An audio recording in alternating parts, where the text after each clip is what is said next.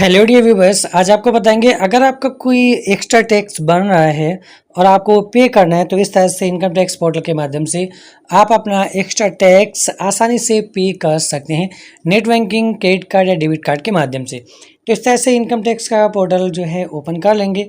यहाँ पर नीचे स्क्रॉल करेंगे, यहाँ पर बिना लॉगिन किए हुए भी आप इनकम टैक्स जो आपका एक्स्ट्रा बन रहा है वो पे कर सकते हैं। नीचे स्क्रॉल करने के बाद आपको सबसे नीचे यहाँ पर मिलेगा ई पे टैक्स, इस पर क्लिक करेंगे। अब उसके बाद यहाँ आपको अपना पैन कार्ड नंबर भरना है। कंफर्म पैन या 10 में आपको फिर से अपना पैन कार्ड नंबर भर देना है। उसके बाद आपके पैन में जो रजिस्टर्ड मोबाइल नंबर है वो यहाँ पर भरेंगे और यहाँ कंटिन्यू पर क्लिक करेंगे। आपके मोबाइल नंबर पर ओटीपी जाएगा, वो ओटीपी भर के आप कंफर्म पर क्लिक कर लेंगे। यहाँ पर असेसमेंट ईयर यहाँ पर चूज कर लेंगे, जो कि यहाँ पर करंट में 2024-25 चल रही है। फाइनेंशियल ईयर जो होती है 2023-24, यानी असेसमेंट ईयर फाइनेंशियल ईयर से एक साल ज़्यादा काउंट की जाती है। उसके बाद आपको जब अपना जो एक्स्ट्रा टैक्स पे कर रहे हैं उसका आपको कोड ध्यान रखना है। सेल्फ असेसमेंट टैक्स ही बोला जाता है, जिसका कोड 300 है। इसे आप चूज कर लीजिएगा। ये चूज करने के बाद अब आपको कंटिन्यू पर क्लिक करना है। उसके बाद अब आपका जो भी टैक्स भरना है यहाँ पर आप टैक्स भर दीजिए या सेस वगैरह जो भी है ऑटोमेटिक कैलकुलेट कर लेगा। इस तरह से करने के बाद अब आपको कंटिन्यू पर क्लिक करना है। अब यहाँ पर बहुत सारे ऑप्शन आएंगे। आप नेट बैंकिंग, डेबिट कार्ड, पे एट अदर काउंट, पे एट बैंक काउंटर यानी जो ऑफलाइन तरीके से भी जमा कर सकते हैं, आरटीजीएस, नेफ्ट, यहाँ पर पेइंग गेटवे इंक्लूडेड, ये बहुत सारे यहाँ पर option, UPI and credit card, बहुत सारे ऑप्शन दिए गए पे करने के। हम आपको सजेस्ट करेंगे आप ये जो पेमेंट है नेट बैंकिंग के माध्यम से ही करें।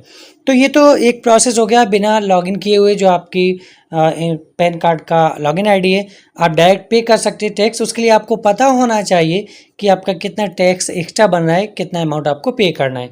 तो हम आपको ये सजेस्ट करना चाहेंगे, सबसे बेस्ट तरीका रहेगा जब आप आईटीआर फाइल कर रहे होते हैं तब वहीं से आप लॉगिन आईडी यानी आईडी लॉगिन करके जो टैक्स बने वहीं पर पे नाउ का ऑप्शन आता है, वहां से पे करें। चलिए वहां से पे कैसे करते हैं बताते हैं। उसके लिए आपको यहाँ इनकम टैक्स के पोर्टल पर अपनी पैन कार्ड आईडी और पासवर्ड भर के लॉगिन कर लेना है। आपने जो इनकम टैक्स आईटीआर जो भी 1, 2, 3 जो भी फाइल किया हो वो यहाँ पर देखेंगे।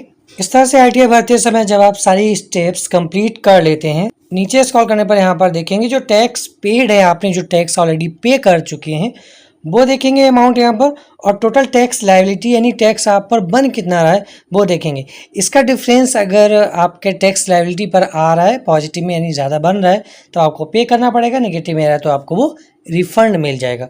तो चलिए प्रोसीड पर क्लिक करते हैं। अगर आपको पे करना होगा तो यहाँ पर देखिए आ जाएगा you need to make a payment of, यहाँ पर जितना भी अमाउंट लिखा होगा उस अमाउंट को आपको पे करना होगा इनकम टैक्स डिपार्टमेंट को। यहाँ ऑनलाइन पोर्टल से आप पे कर सकते हैं। चलिए नीचे स्क्रॉल करते हैं, यहाँ पर जो भी देखते हैं फिगर है आपको क्या करना है। यहाँ पर 2 ऑप्शन मिलेंगे, पे लेटर, पे नाउ। अब आपको यहाँ पे नाउ पर क्लिक करना है, कंटिन्यू पर क्लिक करेंगे। यहाँ पर देखेंगे असेसमेंट ईयर 2024-25 शो करेगा यानी फाइनेंशियल ईयर 2023-24, और टाइप ऑफ पेमेंट यानी माइनर हेड जो रहेगा सेल्फ असेसमेंट टैक्स कोड इसका 300 है। ध्यान रखिएगा जो आपका एक्स्ट्रा टैक्स पे कर रहे होते हैं उसका कोड ये रहता है। कंटिन्यू पर क्लिक करेंगे, यहाँ पर देखेंगे जो भी आपका टैक्स होगा उसका ब्रेकअप अमाउंट है ऑटोमेटिकली यहाँ फिल होकर आ जाएगा। टोटल टैक्स कितना पे करना है यहाँ पर शो करेगा। नीचे स्क्रॉल करने के बाद कंटिन्यू पर क्लिक कर देंगे। जैसे नीचे स्क्रॉल करेंगे यहाँ पर आप पेमेंट नेट बैंकिंग के माध्यम से, डेबिट कार्ड यानी जो आपका एटीएम कार्ड होता है वो, पे एट बैंक काउंटर आप ऑफलाइन तरीके से बैंक में भी जमा कर सकते हैं, आरटीजीएस नेफ्ट के माध्यम से भी हो जाएगा, पेमेंट गेटवे इंक्लूडिंग जो आपका यूपीआई एंड क्रेडिट कार्ड इनके माध्यम से भी पेमेंट कर सकते हैं। तो हम आपको सजेस्ट करेंगे आप नेट बैंकिंग के माध्यम से पेमेंट करें, फंसेगा नहीं, बहुत जल्दी ही पेमेंट सक्सेसफुल हो जाता है, अपडेट भी हो जाएगा। तो चलिए यहाँ पर जो भी आपकी इन बैंक्स में जो भी बैंक हो उसे आप सिलेक्ट कर लें। जैसे कि मेरी एसबीआई है, हमने सिलेक्ट कर लिया। उसके बाद कंटिन्यू पर क्लिक करें। फिर से नेक्स्ट पेज पर यहाँ पर डिटेल आ जाएगी, नीचे स्क्रॉल करते हैं। उसके बाद यहाँ पे नाउ पर क्लिक करते हैं। यहाँ आपको जो भी टर्म्स कंडीशन है उनको एक्सेप्ट करना होगा। नीचे स्क्रॉल करने के बाद आई एग्री पर क्लिक करेंगे और सबमिट टू बैंक पर क्लिक करेंगे। इस तरह से आपको ये बैंक के पेज पर रिडायरेक्ट कर देगा। यहाँ पर आपकी नेट बैंकिंग का जो भी यूजर आईडी और पासवर्ड है वो यहाँ भरिए और लॉगिन पर क्लिक कीजिए। नीचे स्क्रॉल करने पर देखेंगे आपका अकाउंट नंबर, जो भी डिटेल्स है आपकी आ जाएगी, जिस अकाउंट नंबर से आपको पैसा ये डिटेक्ट कराना है। उसके बाद और नीचे स्क्रॉल करेंगे, यहाँ कंफर्म पर क्लिक कर देंगे। उसके बाद फिर से आपको नीचे स्क्रॉल करना है। उसके बाद यहाँ देखेंगे प्लीज सिलेक्ट पेमेंट ऑप्शन, यहाँ पे नाउ पर ही क्लिक रहने देंगे।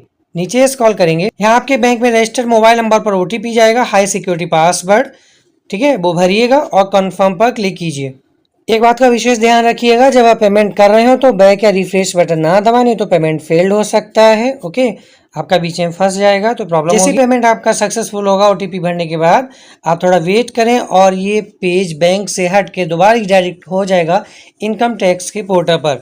और यहाँ पर देख सकते हैं लिखकर आ गया, the challan payment is successful, आपका पेमेंट हो चुका है। और ये चालान की रिसिप्ट है, इसे डाउनलोड ज़रूर कीजिएगा, क्योंकि अभी जब ITR फाइनल करेंगे तब वहाँ पर इसकी डिटेल की ज़रूरत पड़ेगी।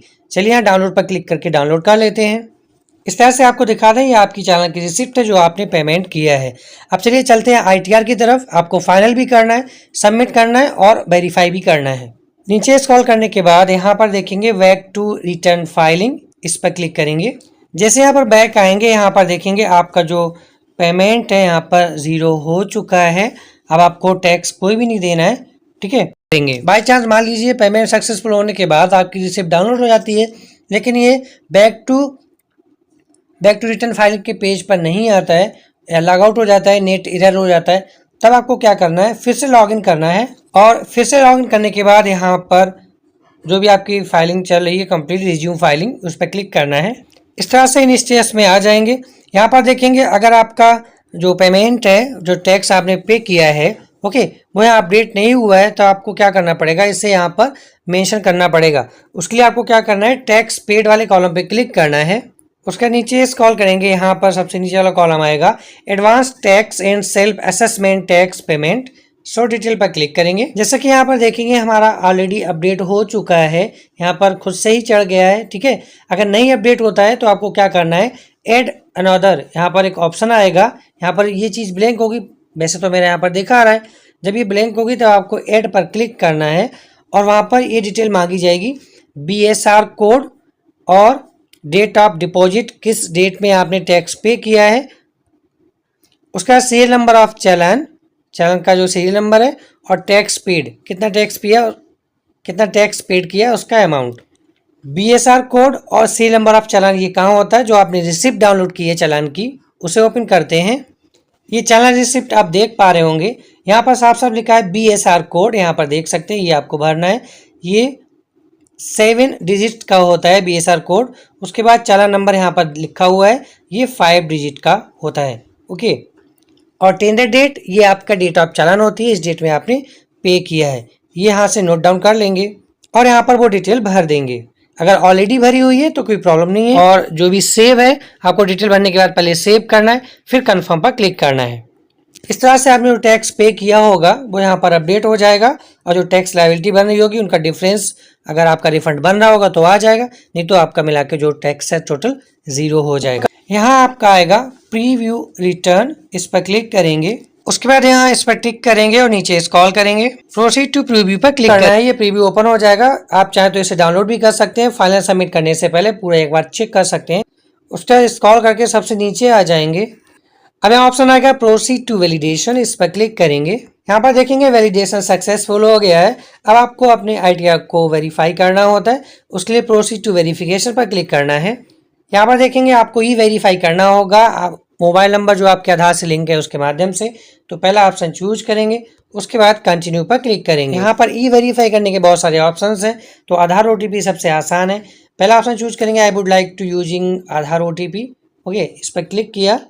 उसके बाद नीचे कंटिन्यू पर क्लिक किया। यहाँ I agree to validate my Aadhaar details consent, इस पर टिक करेंगे।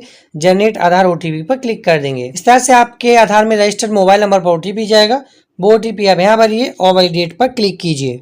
आपका नेक्स्ट पेज ओपन होगा। अब आपको यहाँ सबमिट करना होगा। सबमिट करने से पहले ध्यान रखें, यहाँ पर नोटिस आ रही है, please note that once you submit the return you can no longer modify the detail. एक बार सबमिट करने के बाद आप मॉडिफाई नहीं कर सकते, मतलब कोई भी एडिट नहीं कर सकते हैं। तो कंफर्म होने के बाद ही इसे सबमिट पर क्लिक करें। इस तरह से आपका जो ITR है सफलतापूर्वक सबमिट हो जाएगा, आई मीन फाइल्ड हो चुका है आपका ITR, ओके। जो भी आपका टैक्स पे किया था वो भी कंप्लीट इस पर अपडेट हो चुका है।